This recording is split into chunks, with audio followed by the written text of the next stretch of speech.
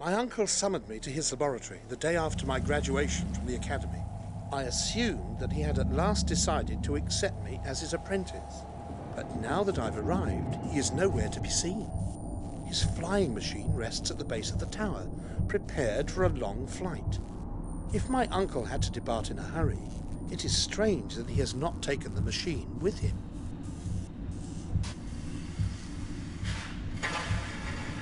There is something wrong here.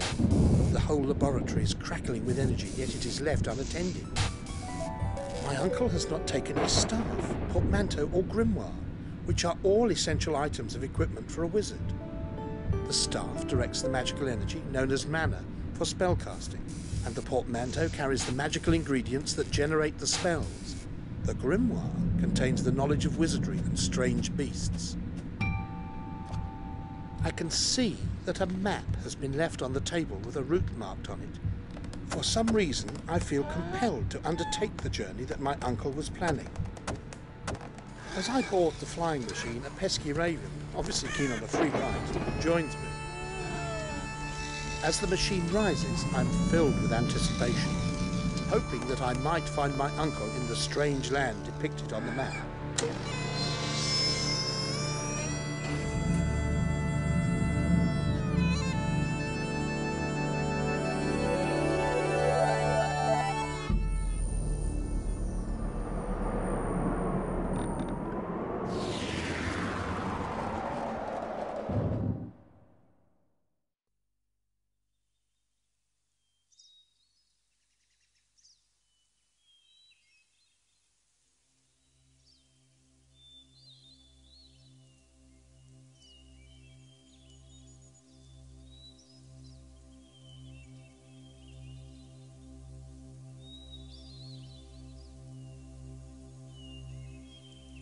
I've crashed the machine in the middle of a dark forest. I'm bruised, but otherwise unhurt. That raven is still here, and I suddenly realise that he might be my uncle's familiar, an intelligent demon inhabiting the body of an animal. It seems that he is trying to warn me of danger nearby.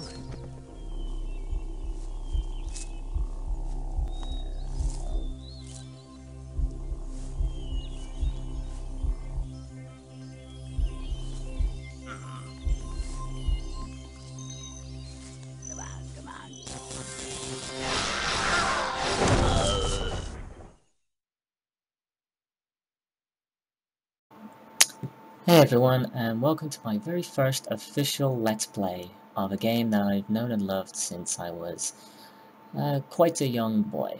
And this is entitled Magic and Mayhem, designed by and developed by Mythos Games.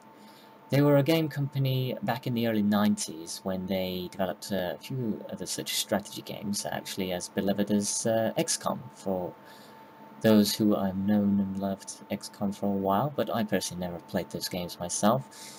So yeah, let's just play around with the settings. This game is a strategy-based magical game that entails you as a wizard who controls potential creatures and summons spells in order to progress through the levels, and some of them offensive, others positive. That help you play through the game with much ease. Okay, I think that settles it. What we're going to do is, because I've played this game relatively before, but this I'm going back over 10 years ago, we're going to do this on Wizard difficulty. Now, the way the difficulty is spammed out is a little bit different. It's not as straightforward as just saying easy to hard. No, what you have here is easy, which personally the game is not anyway, so I would dignify this as normal, but for convenience sake let's just go with easy, normal, hard, and very hard. Depends on how you look at it, but for the most part we're going to do this on the hardest difficulty, simply because I know this game a bit in and out. But like I said, this Let's Play will probably be mostly blind, and will definitely involve me getting angry and annoyed at certain parts, if in case I can't do them. There will be repeats, and I won't be doing too many cuts. That's based on up to you if you feel that the games are going on too long. I'm going to do this preferably level by level, just to make it easier. Some of the levels are small, others are much longer, and clearly with the difficulty I'm playing, it's going to take a long time for a certain amount of levels that might be a bit too difficult for me to complete. In this case, I might cut those out if in case it's just wasting time, and you obviously don't want to just watch me drag on, failing over and over again. But this is a very, very old game, so trust me, there wouldn't be anything wrong with YouTube or your mic, my microphone or my sound speakers. No, the game just looks this primitive, so bear with it, I'm afraid. Alright, let's jump in. So here we have Cornelius, a simple wizard who's just been graduated from the School of Wizardry. And he's literally, as you've seen in the cutscene, just dropped out from his uncle's blimp, or mini zeppelin, depending on how you want to see it. We start with 3 spells, actually. A fireball spell, which will summon fireballs. I've just wasted a lot of mana doing that, so very silly of me. We have a zombie summoning spell. Now this is primarily what the game's all about. You are summoning creatures that you can control in any which way. Simply and obvious like a normal. We seem to be getting attacked by a red cap, but we're just going to deal with him straight off the bat. Now, go for my wizard, great. Alright, so this is what the premise of the game is. You are controlling your summoned creatures to progress through the level. And let's see what's this going about. Apologies for my microphone as well, by the way. It is a very, very old microphone, probably at least 12 years old. And don't worry, a new microphone is on the way. So try to bear with this one. I promise it'll be done by the time I'll be progressing through this game. Ironically enough, actually, this game did actually have a sequel. Which I also have, and I also intend to have a Let's Play of this game as well. It was actually called The Art of Magic, Magic and Mayhem. But it was actually developed by a different company other than Mythos Games. And you see, what we have here is a Palliative Power, so I'm just rambling on now. And this will restore your mana over time. This is the mana bar here, in which we have 15 mana currently. But thankfully we have more than that. Wait, we don't want to go too far out of the way yet. See, now they're retreating for some reason.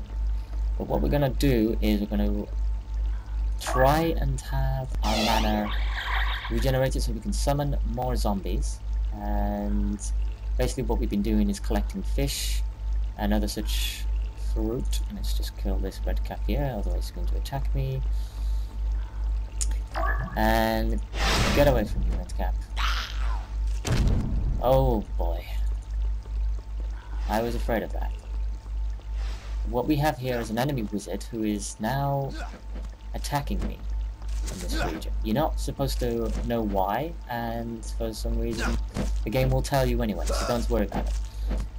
But great, he's just destroyed this bridge now, so it's going to be a bit more difficult and frustrating to have to deal with this now.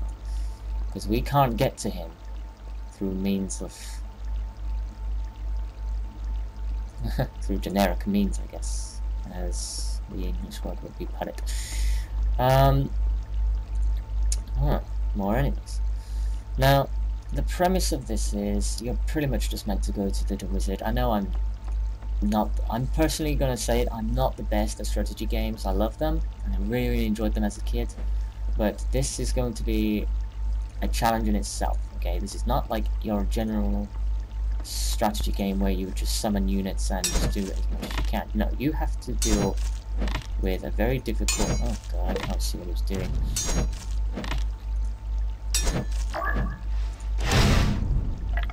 Oh, wasted so much mana.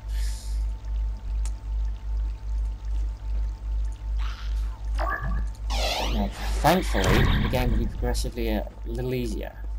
Oh, here we go. Halt, intruder, by my master Bertolic's command. You'll pass no further. Stay thy hand, good stranger. My name is Cornelius. I seek my uncle, the wizard Lucan. The wizard Lucan. Have you seen him? Lucan? Aye, I know that name. The wretch defiled this sacred place. The wily old fox confounded me and disappeared into the night. So, my trail runs true. Okay, I've spoken to him, but now I need to... Whoa, whoa, whoa, whoa, whoa. Now I need to completely blow his head off. And try not to die in the process.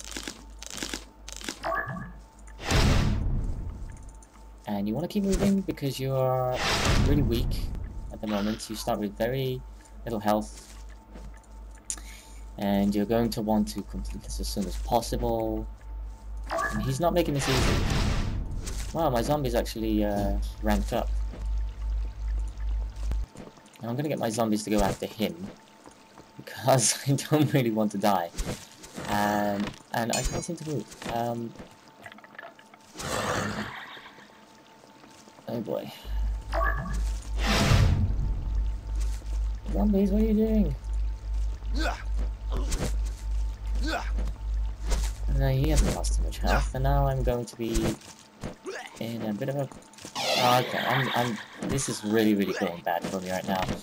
But like I said, this is partially blind, so this will happen. You will see a bit of fails. In fact, I have quite a few fails. And I can't promise... Ugh, I don't really want to get involved in this, so I'm going to need all my zombies to attack on him and converse on his location. Because you need to defeat this wizard in order to progress to the next level. Oh, have we trapped him? Oh god, I hope so. We're going to need this. Yes! Great. I must withdraw for now, but you'll meet your doom at Greenhenge, boy. Can't say I'm not relieved about this. This was such a horrible start, and potentially this is kind of what I get for trying to show and explain about what it is the game's about, so I'm not going to do that now for the rest of the levels. But pretty much this is the base premise of the game. You are just progressing, and 9 times out of 10 you'll often meet with another opposing wizard. Sometimes you will find allies on this game, on this level as well. I'm very surprised that the zombies on this were very forgiving.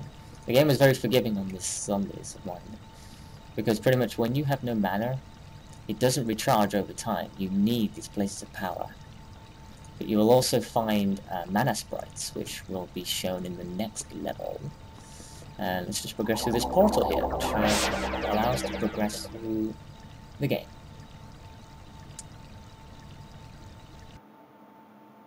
And this is the victory. What this is pretty much your achievements and how much points racked up. Now, each of these levels have conditions to meet in order to get the maximum amount of points, which you can distribute for other such stats, which I will show you in a bit. But pretty much the rating doesn't have anything to do with this. We just playing on the hardest difficulty, and it determines if you've kept on the hardest difficulty at later levels, because you can change it at any time you want. But basically what we have here is the achievement, which are the experience points, and we talked to Camelos, and we also defeated him, and each is worth a set amount of points, in which is for the total experience points of the game. It's pretty much self-explanatory, but this is the victory page we have. And if we go to here, okay, this is the realm map. This screen shows you the realm. You can select another region to move by clicking on it. The portmanteau. Before you visit another region, you may want to change your spells. This is pretty much our portmanteau, which will allow us to equip and change our spells. And the character improvements, again, is what I was talking about. Pretty much self-explanatory, which I will show you now. That you change your stats and everything. The grimoire is pretty much an encyclopedia for this game. It allows you to conjure up knowledge of potential levels that you're going through, the types of spells that you learn, the types of spells that you've been encountered with and you've known, and it tells you everything, even the monsters that were spawned on that specific level. So which all has the information on what you want to know. And this will be our potential next level, but we're not going to go to there just yet. As I said, we're going to go to the character improvement screen. Now what this is pretty much spending it, blah blah blah. Yeah, I don't need, no thank you. I prefer my explanation. Experience points. This is how we start with this. You can't use this until you complete the first level anyway. And what we started with was 50 after getting the maximum amount of points for the last level. And then what we have to play with is, as you see here, mana, health, control limit, Law Talisman, Neutral Talisman, and Chaos Talisman. Now, mana, health, control limit, self-explanatory. Depending on how much mana you want and how much you can have, I think personally it's a very, very good idea to max up a good amount of mana, because mana is the most important thing, I think. It's paramount for this game. It is the fundamental basis on how this game is meant to be played. Your health is self-explanatory, how much maximum health you start with on each level. You can raise it, but each time you raise a certain attribute of your character, the cost of it will go up.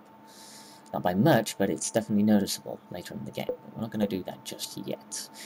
What we then have is the control limit, which is already generally expensive. This just potentially means how many creatures and monsters you can spawn on a certain level. Well, not at certain levels, just at the time, really. And the Lawful Talisman, Neutral Talisman, and Chaos Talisman. I will get into that in a bit, but pretty much this is the most expensive things, the most expensive parts of the attributes that you would be spending money on. So I'm going to go to 65 mana. I'm actually going to increase my health, and then that will be it. Now, what we have here is our portmanteau. This is pretty much a chest that will allow us to create and conjure up different spells and creatures. As it's self-explanatory here, this is your portmanteau, which is used to create spells before you enter a battle. Magic items and talismans. Now, this is exactly what I was explaining about. Based on... yeah, we just need to drag and drop, blah blah blah blah. Yes, I'm aware. Now, this is pretty much our talismans here. These coloured ones. These coloured things. And each one contains a spell that we started with. In this case, we have Brimstone. And Brimstone has one of 3, as you could see on the top here, but you can only see it once you're hovered over it. Now what this has is a Fireball spell, a Cure spell, and a Raise the Dead spell. Initially, the Fireball spell is quite important. So I'm pretty much going to leave that on there, but basically it allows us to raise the dead or heal ourselves or other units around us if we want to. The zombie spell is pretty much self-explanatory. You can... actually, you know what? No, I'm going to stick with that, sorry. Yes, each spell has... each ingredient, sorry, has its own set of spells that you put on the Chaos Talisman, which is for Chaos. Neutral, pretty much self-explanatory as a neutral balance between Law and Chaos. And the Law, which is usually a positive effect on anything that you do. Negative, for yourself or around others. Neutral, which doesn't really have any specific trait one way or the other. And the Lawful, which is meant to be beneficial to you, and negative to chaos. It's pretty much just self-explanatory in all 3 balances, so you can determine that in the way you want to.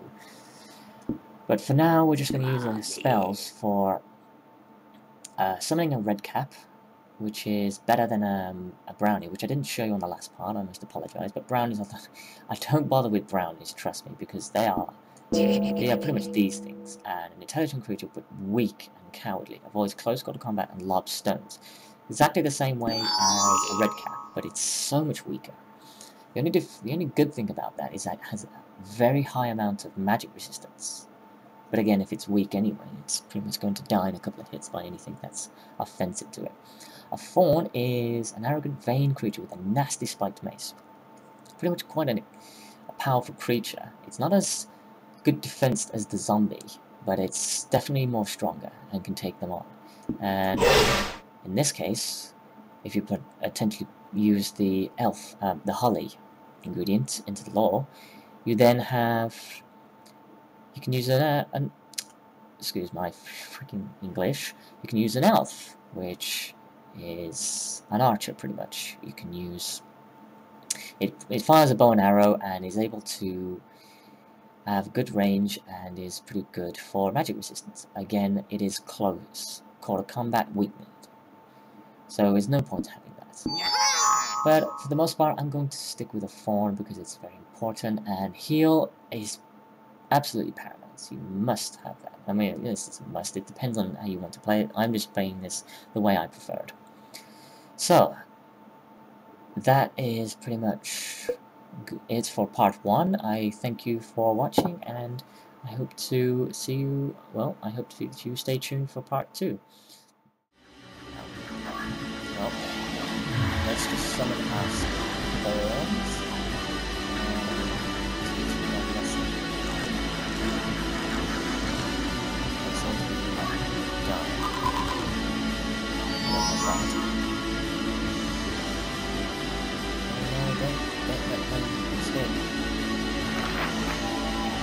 Okay.